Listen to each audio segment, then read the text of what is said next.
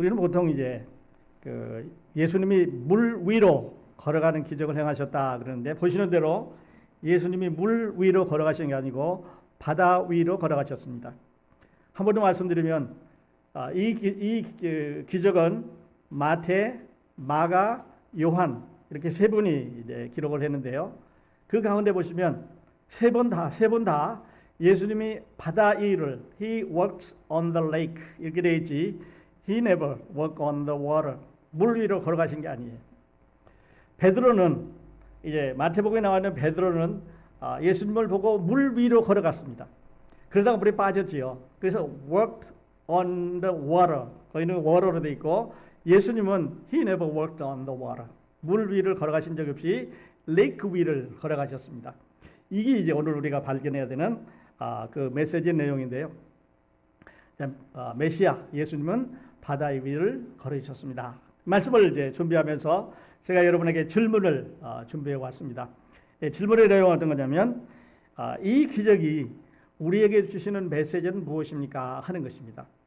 여러분, 이제 이 기적을 우리에게 주셨는데, 이 세 분의 그 복음서를 기록한 저자들이 하나님의 성령의 도우심을 받아서 이 기적을 우리에게 주실 때 그냥 여기에 있는 게 아닙니다.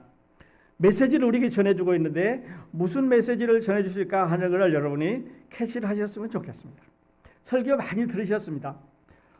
베드로가 물에 빠지면서 예수님이 와서 건져주셨고, 내니 무서워 말라 그랬는데 그 예수님이 무서워 말라고 하는 이유는 사랑이 있고 능력이 있으시고 건져주시고 여러 가지 설교를 많이 들으셨는데, 제가 말씀드리려고 하는 것은 이 메시지가 베드로를 예수님께서 건져주신 거기에 있는 게 아니고요.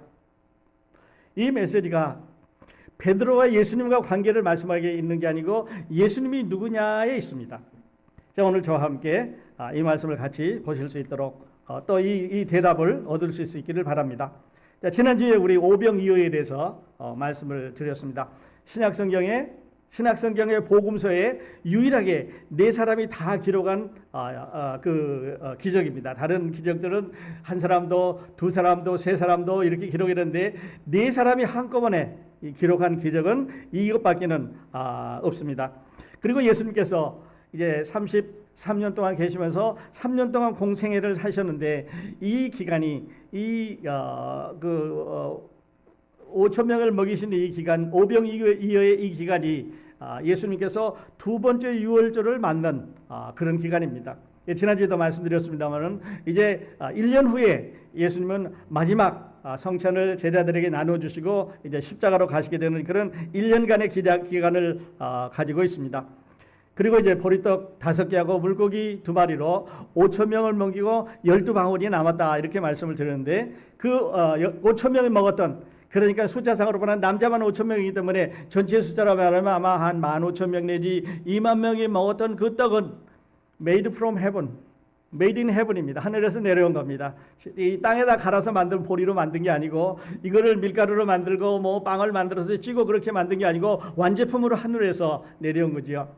그리고 이제 물고기 2마리도 바다에서 헤엄치는 것을 잡아다가 이제 절간을 하고 다시 이제 말리고 이렇게 해서 가져온 게 아니라 바로 먹을 수 있도록 ready to eat, 하늘에서 내려온 그런 것이죠. 그래서 하나님께서는 예수 그리스도가 하나님이시다, 과거에 모세가 이스라엘 광야에서 했던 것처럼, 과거의 선지자들에게 하셨던 것처럼 이분은 하나님이시다 하는 것을 우리에게 말씀을 해 주셨습니다. 보리떡 5개, 물고기 2마리로 이 많은 먹이고 난 1년 후에 예수님은 이제 십자가로 가셨죠. 그리고 그 최후의 만찬을 하시게 됩니다. 이때 5천 명에게 떡을 떼서 주시면서 이게 이제 축사하시고 떼어 주셨는데, 그 떡을 뗀 거하고 그리고 마지막 만찬 때 떡을 떼어서 제자들에게 주시는 이 떡 떼는 광경이 2번 나오는데요. 한 번은 5천 명을 먹이시면서, 한 번은 사랑하는 제자들에게 이제 세상을 떠나가시기 전에 주셨던 것을 말씀을 드렸습니다. 자, 저렇게 많은 사람들이 이제 산 등성이에 모여서 오후 늦게 이제 빅 디너를, 만찬을 합니다. 아마 즐거웠던 시간일 거예요. 왜냐하면 풀이니까요. 왜냐하면 참석만 하면 누구든지 먹을 수 있는 그런 거니까요. 근데 저 사람들이 먹고 나서 생각이 바뀌기 시작했습니다. 이분이, 이 예수라는 이분이 만일에 우리의 왕이 된다면, 이분이 우리의 왕이 된다면, 이제는 무병장수가 아니라 그냥 무병에서 영생을까지 살 수 있고, 빈부격차도 전혀 없을 거고, 무공해로 음식을 지을 거고, 그 다음에 이제 무재회, 바람이라든지 이런 그런 자연재해도 없을 거고, 귀신도 이제 괴롭게 안 할 거기 때문에, 이분이 우리의 왕이 되어준다면, 이제는 병원도 필요 없을 거고, 이제는 약방도 필요가 없을 거고, 이제는 장의사도 필요가 없을 거고, 이제는 화장터도 필요 없을 거고, 이제는 공동묘지도 필요 없을 거고, 이분과 살 수만 있다면 영원히 살 수 있는데, 저분을 어떻게 우리가 모셔서 왕으로 삼는다면 로마의 지배하에서 이렇게 고생을 안 해도 되지 않을까 생각을 해서 저 사람들이 제자들을 붙듭니다. 그리고 예수님을 붙들어서 당신은 우리에게 왕이 되려고 이제 다 튀어달라고 왕 몰려든다고 생각해 볼 때 아주 엄청난 힘을 발휘할 수 있겠죠. 그때 예수님께서 이제 저녁 때가 다 된 저 식사를 다 끝난 다음에 제자들을 배를 타고 그 바다로 다시 가라고 하시고, 당신은 이제 한적한 곳에 가셔서 기도하는 시간을 가지셨습니다. 그러니까 5,000명을 먹인 그날 저녁에 일이니까, 오늘 말씀드리려고 하는 이 기적은 오병이어의 기적과 한 12시간 안에 일어나는, 반나절 안에 일어나는 이런 기적이라고 말씀을 드릴 수가 있습니다. 같은 날이라고 말씀을 드릴 수가 있겠습니다. 그런데 여러분 아시는 대로 베드로가 물 위로 걸어가는 광경은 이 마가는 생략을 했습니다. 왜 생략을 했는지 우리가 찾아보기가 이제 그 이유를 설명을 안 했는데, 이건 제 생각입니다. 제가 볼 때 이 마가는 원래 베드로의 통역관이었습니다. 그래서 이제 베드로가 다니면서 말씀을 전할 때, 예수님에 가서 증거할 때 이 마가가 통역을 해주고 이 마가의 그 수종을 들어주는 이런 사람으로 있다가, 베드로의 영향을 받아서 이제 이 책을 적었는데, 아마 그때 자기 선생이 이거 기록하지 마라 그랬는지 몰라요. 그거 창피하니까. 그래서 기록을 안 했습니다. 그런데 이제 마태는 그걸 자세히 이제 기록을 해서 우리에게 말씀을 하고 있는데, 마태복음에 보면 베드로는 물 위를 걸어갔다고 2번 나옵니다. 베드로는 물 위를 걸어갔고, 예수 그리스도는 바다 위를 걸으셨다고 거기도 2번 나옵니다. 그러니까 성경은 우리가 알고 있는 상식 중에서 예수님이 물 위를 걸어갔다, 그렇게 어플라이 적용을 할 수 있을지 몰라도, 실제 사용된 이 성경 기록하는 사람들의 단어는 예수님은 on the lake, 바다 위를, 호수 위를 걸으셨습니다. 이제 또 말씀드렸습니다만은, 예수님이 바다 위를 걸으셨다는 것이 어떻게 우리에게 그렇게 중요하냐 하면요, 여러분 저와 함께 생각을 잠깐 창세기서 1장 2절로 가주시기 바랍니다. 자, 창세기서는 태초에 하나님이 천지를 창조하시니라. 땅이 공허하고 혼돈하며 하나님의 신은 수면에 운행하시니라, 이렇게 되어 있습니다. 하나님의 신은 수면이 있고 그 위에 운행을 했습니다. 다시 말씀드려서 하나님의 신이 물 위에 떠 계신다고 하는 것을 말씀합니다. 자, 예수 그리스도가 육신을 가지고 있기 때문에, 저와 여러분처럼 gravity, 중량을 가지고 있기 때문에 물에 쓰면은 빠집니다. 중량을 가지고 있는 모든 물체는 물 아래로 가라앉게 되는데, 예수님은 가라앉지 않고 물 위를 이렇게 호수 위를 이렇게 걸어가셨습니다. 중량을 가지고 있는 사람이었는데 호수 위를 걸어갔다고 하는 말은, 이분이 육신을 입고 있지만 하나님이라고 하는 뜻입니다. 육신을 입고 있지만 하나님이라고 하는 것을 지금 이 세 분의 저자들은 소개를 하고 있습니다. 예수께서 제자들을 이제 먼저 배를 타고 이 바다를 건너가라고 말합니다. 자기는 기도하고 있고, 제자들을 이제 바다로 들어가라고 말하지요. 그래서 이제 거기 그 제자들 가운데는 여러분 아신 대로 최소한 7명의 아주 스트롱한 프로페셔널 어부가 있습니다. 그래서 그 어부 7명과 다른 5명을 더해서 12명의 이제 제자들이 배를 타고 다 그 바다로 들어가고, 당신은 육지에서 이제 그 배를 바라보면서 기도를 하고 있었습니다. 성경은 예수께서 기도하고 있었다라고만 되어 있지, 그 기도의 내용이 무엇이다라고는 말씀을 안 하고 있습니다. 그래서 우리가 한번 유추로 생각을 해보면 예수님께서 기도하실 때 어떤 기도를 하셨을까? 아마 이런 기도 하셨지 않았을까요? 하나님 아버지, 사람들이 나를 이스라엘의 왕으로 삼으려고 합니다. 이스라엘의 왕으로 삼으려 하면 이스라엘은 정말 좋은 나라입니다. 이제는 죽음이 없고 아픔이 없고 고통이 없고 이별이 없고 자연재해가 없고 말씀드린 대로 굶는 사람도 없고 빈부박자도 없고 그러다 보니까 세금 내는 걱정도 안 할 거고 병원 가는 걱정도 안 할 거고 세상 만사가 다 평화롭고 아름다운 나라가 될 텐데 저 사람들이 지금 나를 이스라엘의 왕으로 삼으려고 합니다. 근데 하나님 아버지는 나를 이스라엘의 왕으로 지금 왕으로 보내신 게 아니라 십자가로 가도록 보내셨으니 이제 내 고뇌는 어디 있냐면 십자가로 가야 그 십자가의 코스로 가야 되는 그 어려운 가운데 있다고 하지 않았을까요? 당신의 뜻을 순종해서 십자가로 가겠습니다. 십자가의 길은 죽음의 길이지요. 만일에 예수님께서 거기 붙잡혀서 이스라엘의 왕이 됐다고 하면 여러분과 저에게 구원받는 길은 영원히 없었을 것입니다. 왜냐하면 하나님의 구원의 계획은 당신의 아들을 보내셔서 십자가에 죽게 함으로 그 십자가의 죽음이 우리에게 관계가 돼서 모든 사람들의 이를 믿으면 구원을 얻는다고 하는 그 구원의 계획을 미리 가지고 오셨기 때문에 이제 만일에 예수님이 안 가셨으면 여러분과 저에게 구원의 길이 없었을 것입니다. 그래서 주님은 그날 밤에 기도하셨을 겁니다. 그리고 이제 제자들이 배를 타고 바다에 들어가게 되는데요. 얼마 안 가서 폭풍에 고생할 거를 생각을 하셨겠지요. 왜냐하면 이번에 하나님이시기 때문에 이제 얼마 안 가서 폭풍이 일어나서 어렵고 힘든 그런 과정을 잊게 될 것을 말씀을 이제 생각을 하시고 기도를 하셨을 겁니다. 여러분 우리 생각해 보면요. 제자들은 12명의 제자들은 지금 아무것도 모르고 바다로 들어갑니다. 조금 후에 풍랑이 일어날 것도 모르고 조금 후에 이제 어려움이 있어서 그 바닷속에서 이게 생명이 위태로운 이런 경기에 이를 것도 모르고 바다로 내려가고 있습니다. 그리고 예수님은 그 풍랑에 이르러서 바다로 내려가는 당신의 제자들을 위해서 산 위에서 기도하고 있었을 것입니다. 하나님, 저 어린 제자들이 이번 이 사건을 통해서 이번 이 일을 통해서 앞으로 위대한 일을 할 수 있는 큰 믿음을 갖게 해주십시오. 저분들이 세상을 변화시킬 시드입니다.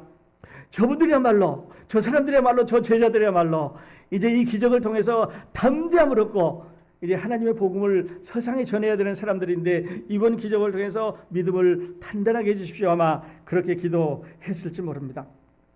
그래서요, 우리가 기도할 수 없을 때, 우리가 뭔지 모를 때 하나님은 우리를 위해서 기도하고 계신다는 사실을 아십니까? 하나님, 저 사랑하는 아들이, 저 사랑하는 딸이, 저 크로스포인트 교회가 앞으로 이 위대한 일을, 이 큰 일을 담당하게 되는데 하나님 저들에게 힘을 주십시오. 이렇게 기도하고 계신다는 사실을 여러분 잊어서는 안 되겠습니다. 하나님의 눈은요, 우리 모두를 다 워치하고 있습니다. 조금 후에 말씀드리겠습니다만 배가 막 풍랑 가운데 이제 고통을 받습니다. 제자들은 예수님을 볼 수가 없었습니다. 왜냐하면 예수님은 지금 산에 계시니까요. 근데 예수님은 어둠이 있든 어둠이 없든 달빛이든 달빛이 아니든 간에 산 위에서 제자들이 하는 그 모습을 보고 계셨습니다. 그러니까 고통당하는 그런 모습을 보고 계셨죠. 때로는 우리의 인생을 항해에 비교할 때가 많습니다. 그래서 우리가 인생을 항해라고 말하지요. 그래서 우리 이태리 민요행가도 있겠습니다만은 배꼽 춤춘다 바다 위에서 바다로 가자 이렇게 흰물결 춤추는 바다로 가자는 낭만적인 그런 이제 노래도 이 세상 노래도 있는데요. 우리는 인생을 출발하면서 아름다운 항구에서 참으로 멋있는 돛을 달고 바다 위를 미끄러지듯이 출발을 했습니다. 여러분이 다 그렇게 출발했잖아요. 가다가 고통받겠다고, 나는 몇 년 후에 힘든 과정을 거칠 거라고 그렇게 출발한 사람은 인생에 아무도 없습니다. 아름다운 바다, 아마 어젯밤처럼 달빛이 떠있는 그런 바다에 돛을 올리고 이제 순풍이 불어주는 이 바다 가운데로 휘파람 불면서 떠나갔을 것입니다. 그런데 인생은요, 다 각기 코스가 다르겠습니다만은 그렇게 좋은 길만에 있는 것은 아니었습니다. 어려움도 있지요. 태풍이 붑니다. 폭풍이 붑니다. 하리케인이 덤벼들고 이제 이렇게 해서 이제 우리가 타고 있는 배들이 어려움을 당할 때 그럴 때가 있게 되는데요. 이 제자들도 그랬습니다. 그런데 중요한 것은 제자들이 바다에서 어려움을 당할 때 제자들은 예수님을 못 봤지만 한 번 더 말씀드리면 예수님께서는 그들의 어려움을 보고 계셨다는 사실입니다. 여러분, 이게 얼마나 축복이 되는지 몰라요. 사랑하신 여러분, 우리가 살아가는데, 우리가 생활하는데 어려움, 이런 어려움을 우리 가운데 있게 되는데, 여러분, 우리만 당하는 게 아니라, 우리가 홀로 당하는 게 아니라 예수 그리스도께서 우리를 지금 쭉 보고 계신다고 하는 사실입니다. 여러분, 그걸 잊어버리시면 안 됩니다. 여러분을 예수님께서 이제 우리 가운데 이렇게 보고 계십니다. 이날 제자들은 참으로 롤러코스터 같은 이런 경험을 했을 겁니다. 낮에는요, 5,000명을 먹이는 그런 웨이터 노릇을 하면서 아주 신났을 거예요. 빵 더 달라 그러면 더 주고, 이제 물고기 더 달라 그러면 더 주고, 뭐 덜 먹은 사람, 더 먹은 사람 이제 다 만족하게 줄 때까지 주면서 뿌듯했는데, 그래서 산 꼭대기에 올라갔는데, 지금 저녁에 이제 배를 타고 밤 4시경에 새벽 3시에서 6시 사이가 되니까 폭풍이 일어가지고 거의 이제 죽게 되는 광경이 이르게 되는 거죠. 아마 꼭대기 내려갔습니다. 롤러코스터가 올라갔다가 이제 다시 밑으로 내려갔다 또 올라갔다 내려갔다 그렇게 하지 않아요. 예수님의 제자들이 그날 밤에 삶이 롤러코스터처럼 올라갔다 내려갔다 그렇게 했을 것입니다. 죽음의 공포죠. 어둠이 있습니다. 컴컴한 어둠이 있습니다. 바람이 붑니다. 그리고 파도가 치니까 이게 앞이 안 보이죠. 그 다음에 바람이 불기 때문에 배가 휘청거리죠. 파도가 치기 때문에 물이 들어와서 정신을 못 차리게 이렇게 이제 고통을 주고 있습니다. 우리 인생에도 그런 게 많지요. 앞이 안 보일 때 있습니다. 사랑하는 사람을 잃을 때, 또 내가 꼭 해야 되는 어떤 목표가 이루어지지 않을 때 우리는 앞이 캄캄해지는 경우가 있습니다. 또는 풍랑에 시들려서 우리가 그냥 건강을 잃는다든지 너무나 어렵고 힘든 과정을 거쳐갈 때가 있습니다.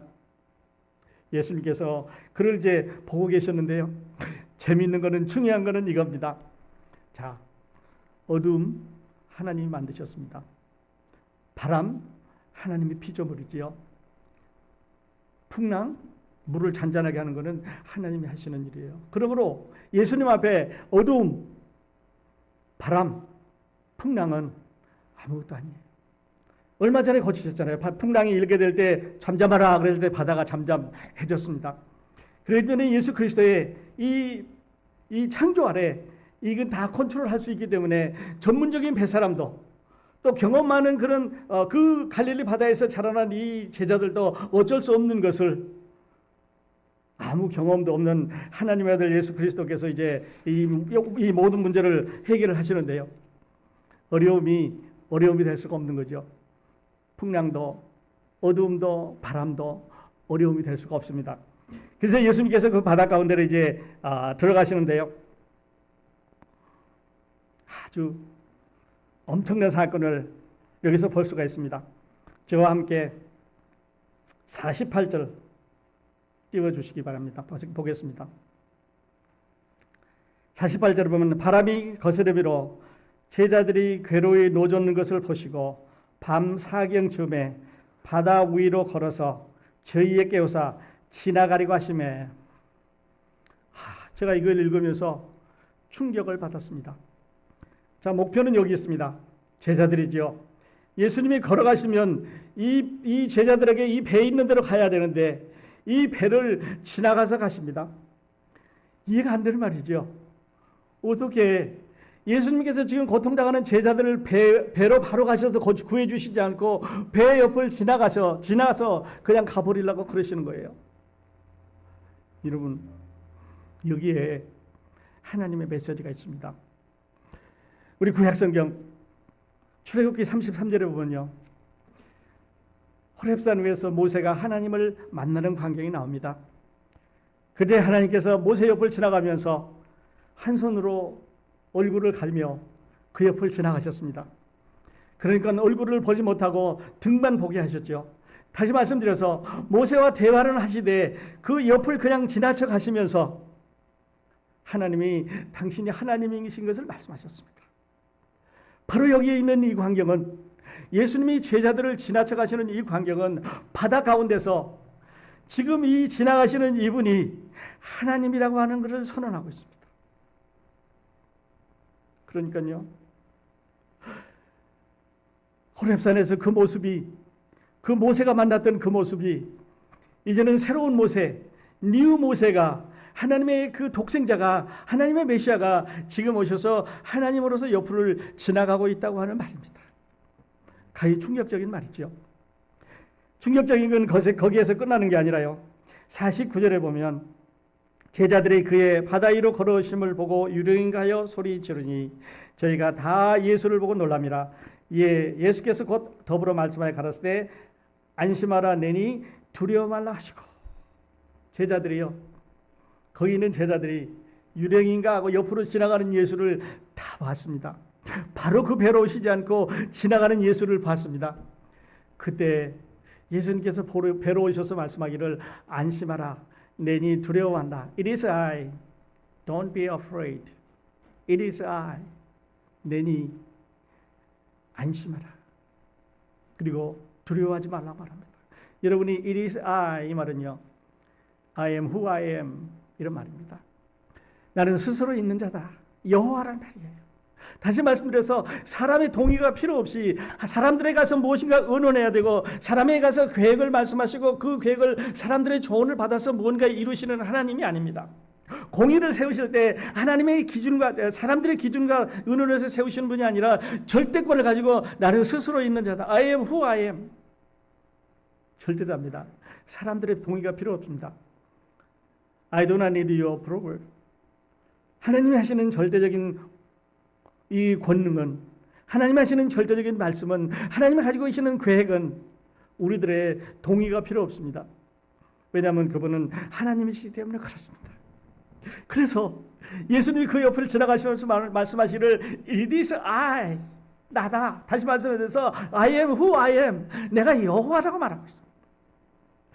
모세가 이제 그 산 위에 올라가서 하나님과 대화를 하면서 십계명을 받았습니다. 그때 모세가 하나님에게 묻습니다. 하나님, 내가 이제 백성들이 내려가면, 내가 하나님을 만났다고 하면 그 이름이 뭐냐고 물을 텐데, 그렇게 물어보면 당신의 이름을 내가 무엇이라고 말해야 되겠습니까? 그때 하나님께서 저 말씀하셨죠. 하나님이 모세에게 이르시되 나는 스스로 있는 자니라. 스스로, 누가 만든 게 아니에요. 누구 카운셀링 받은 게 아닙니다. 스스로 있는 자니라. 또 이시되 너는 이스라엘 자손에게 같이 이르기를 스스로 있는 자가 여호와가 나를 내게 보내셨다 하라. 이렇게 자기 이름을 여호와라고, 스스로 있는 자라고, 영어로 번역하면 I am who I am, 다른 번역은 I am that I am 이렇게 번역을 했습니다. 그러니까 예수님이 그 배 옆을 지나가시면서요, 내니 하는 말은 여호와다 이 말이죠. 그리고 여호와가 지나가기 때문에 이제는 두려워 말라고. 이러면 얼마나 두려웠겠습니까? Do not be afraid. 이 두려움이라는 이 심리적인 상태는요, 우리의 모든 것을 좌우합니다. 우리의 모든 것을 좌우합니다. 그런데 예수님은 두려워하지 말라 그랬습니다. 여러분, 이 예수님이, 그 옆을 지나가면서 나라고 말씀하신 그 예수님이, 두려워하지 말라고 제자들에게 말씀하신 그 예수님이 오늘 똑같은 음성으로 저와 여러분에게 내니 두려워 말라고 말씀하십니다. 여러분, 우리 하나님 믿고 천당 가는 거, 하나님 믿고 세상 살아가는데 얼마나 좋은가요? 그런데 내가 너와 함께 하기 때문에 두려워하지 말라 그랬습니다. 두려워 말라, 내가 너와 함께 함이라. 놀라지 말라, 나는 내 하나님이 됩니다. 내가 너를 굳세게 하리라. 참으로 너를 도와주리라. 참으로 나의 의로운 오른손으로 너를 붙들리라. 왼손이 아니고 오른손으로 붙들겠다고 약속하셨습니다. 이는 나 여호와 너희 하나님이 네 오른손을 붙들고 내게 이르기를 두려워 말라. 내가 너를 도우리라 할 것입니다. 이스라엘에게 그렇게 말했습니다. 그런데요, 그 하나님이, 이스라엘에게 말씀하신 그 하나님이, 구약 성경에는 이스라엘을 통해서 말씀하신 그 하나님이 이제는 아들을 통해서 여러분과 저에게 직접 말씀하십니다. 그때는 종들을 통해서 사이에 두고 말씀하셨지만 이제는 여러분과 저에게 직접 말씀하시는데 두려워하지 말라고. 여러분 삶에 두려움이 있으십니까? 여러분 삶에 어떤 어려움이 있으십니까? 여호와를 다시 정의하시기 바랍니다. 이 기적을 아는 게 중요한 게 아니고요. 이 기적 가운데 들어있는 하나님이 누구신가, 예수 그리스도가 누구신가, 메시아가 누구신가 하는 것을 아는 게 중요합니다. 그리고 나는 이 메시아와 어떤 관계가 있는가 하는 것을 아는 것이 참으로 중요하다는 그런 말이죠. 옆으로 지나가면서 It is I, 여호와다. 나는 육신을 짚고 내려온 여호와라고 하는 말입니다. 그러니까요, 예수님 십자가에 돌아가시고 이제 얼마 안 돼서 성령이 내려오자 제자들은 들고 나눴습니다. 아무것도 배운 것이 없다고 생각했던 그런 사람들이 세상을 뒤엎었잖아요. 두려움이 없었습니다. 사랑하신 여러분, 오늘 우리에게는 어떤 두려움이 있고 어떤 어려움이 있으십니까? 오늘 이 시간에 예수 그리스도가 누군지, 내가 믿는 예수가 누군지 다시 한번 정의하시고 그분을 다시 마음에 받아들이는 여러분이 다 되셨으면 좋겠습니다. 그런데요, 제가 이 말씀을 읽으면서 미소 지을 수 있는 부분이 있었습니다. 왜냐하면요, 나라고 말씀하신 그 하나님이 우리의 아버지니까요. 그리고 우리를 자녀라고 말씀하셨으니까요. 여러분은 하나님의 자녀라고 말씀하셨으니까요. 하나님과 우리와 가족 관계가 됐습니다. 다시 말씀드려서 패밀리 관계가 된 거죠. 하나님의 어려움 가운데 있는 우리를, 하나님의 고통 가운데 있는 우리는, 하나님의 실패 가운데 있는 우리를, 하나님이 어떤 상황 가운데, 우리가 해결할 수 없는 상황 가운데 있는 우리를 건져줄 때 패밀리 비즈니스예요. 패밀리 비즈니스입니다.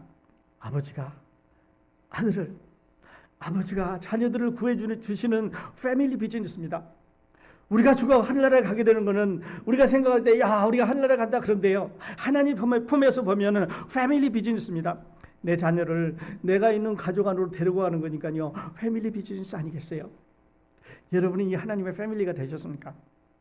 하나님의 패밀리가 되는 방법은요, 서씨 집안에 패밀리가 되려면 서씨 가정에 태어나야 되는데, 하나님의 가족의 패밀리가 되시려면 예수 그리스도를 믿으면 돼요. 누구든지 저를 믿으면 영생을 얻으리로다. 그래서 하나님의 자녀가 되는 거죠. 그래서 주일날 우리가 함께 모이는 이 교회는 하나님의 자녀들이 모이는 리유니언입니다. 패밀리 유니언이에요. 우리가 일주일 동안 흩어졌던 사랑하는 하나님의 자녀들이 다시 이렇게 모이는 패밀리 유니언이죠. 영적인 가족입니다. 다 함께 모여서 우리 찬양도 하고 메시지도 듣고 교제도 하고, 그렇게 하다 보면요, 삶이 바뀝니다. 영적으로도 성장하죠. 그리고 우리는 하나님의 가족으로서, 교회의 일원으로서 자라가게 되는 것입니다. 그러니까요, 사랑하신 여러분, 우리는 하나님의 패밀리의 일원으로 되어 있습니다. 고통 가운데 우리를 건져주시는 것은 의무적으로 하나님이 하시는 게 아니라 아버지이기 때문에, 패밀리이기 때문에 우리를 건져주시는 거죠.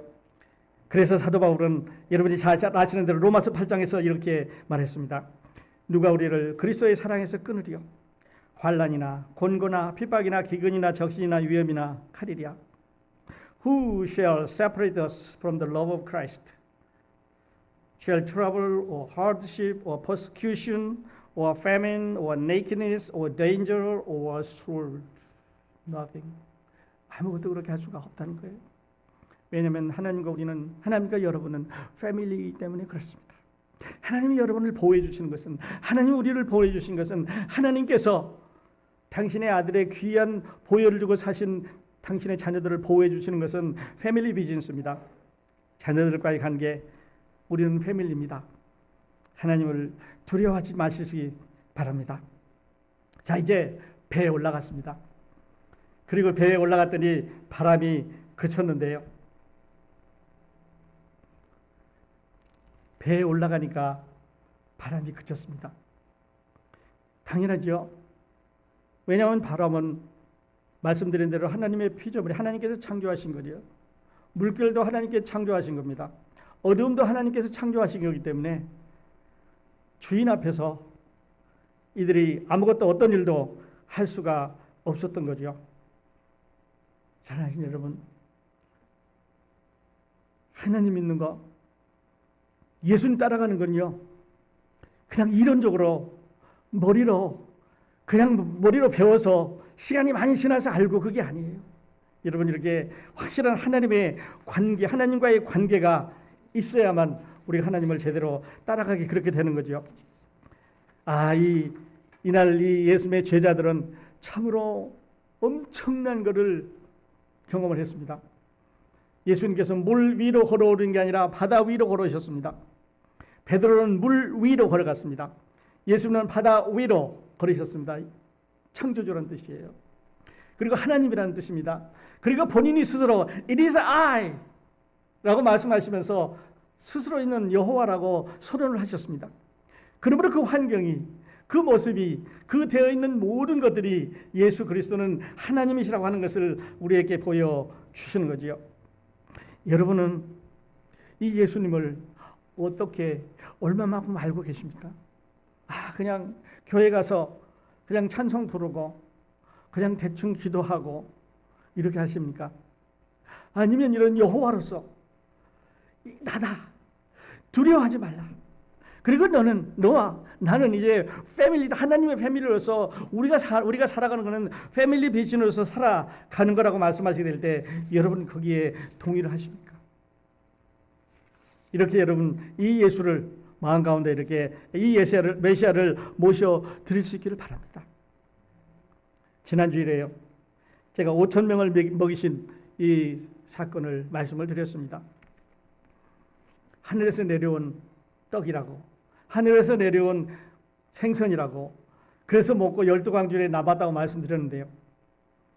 여러분, 이 놀라운 사실이 여러분 삶에 어떤 영향을 지난 한 주일 동안 비치셨습니까? 듣고 나가면서 잊어버리셨습니까? 아니면 그 생각이 자꾸 머릿속에 떠오르면서 하나님이 누구신가를 한 번쯤은 생각해 보셨습니까? 이로 인해서 여러분 기쁨이 있으셨습니까? 만일에 없으셨다면요, 오늘 이번 이 놀라운 기적을 통해서는요, 한번 이렇게 했으면 좋겠어요. 어둠 속에서 고통한 풍랑 가운데 고통하게 될 때 하나님의 메시아의 눈이 그들을 지켜보고 있었습니다. 여러분, 우리가 인생을 살아가면서 어려움 당할 때, 혹시 지금 어려움 가운데 있게 될 때 하나님의 여호와의 눈이, 하나님의 눈이 여러분을 지켜보고 계신다는 사실을 아십니까? 우리를 보고 계십니다. 우리를 지켜보고 계십니다. 만일에 풍랑 가운데 있지 않고 기쁨 가운데, 즐거움 가운데, 성공한 가운데, 잘 나가는 가운데 있다고 하더라도 하나님의 눈은 여러분과 저에게서 떼시질 않습니다. 왜냐하면 자기 자녀니까요, 자기 패밀리니까요, 자기의 것이니까요, 자기가 돈 주고 산 거니까요, 아들을 페이하고 산 거니까요.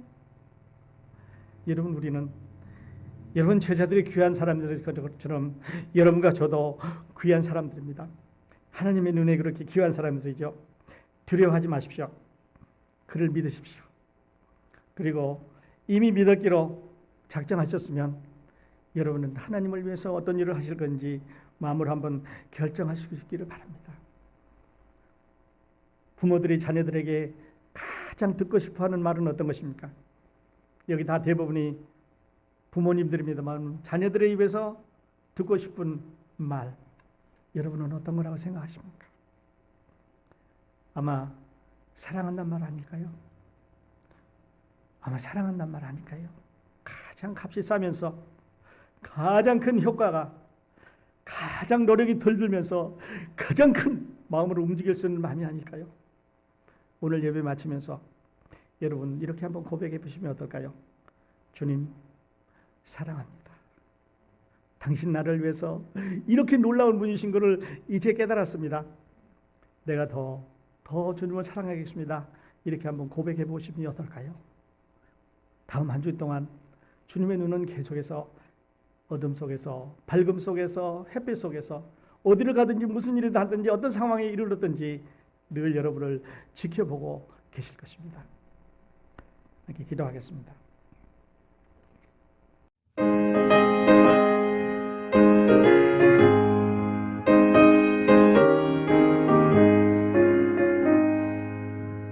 빛의 사자들이여 어서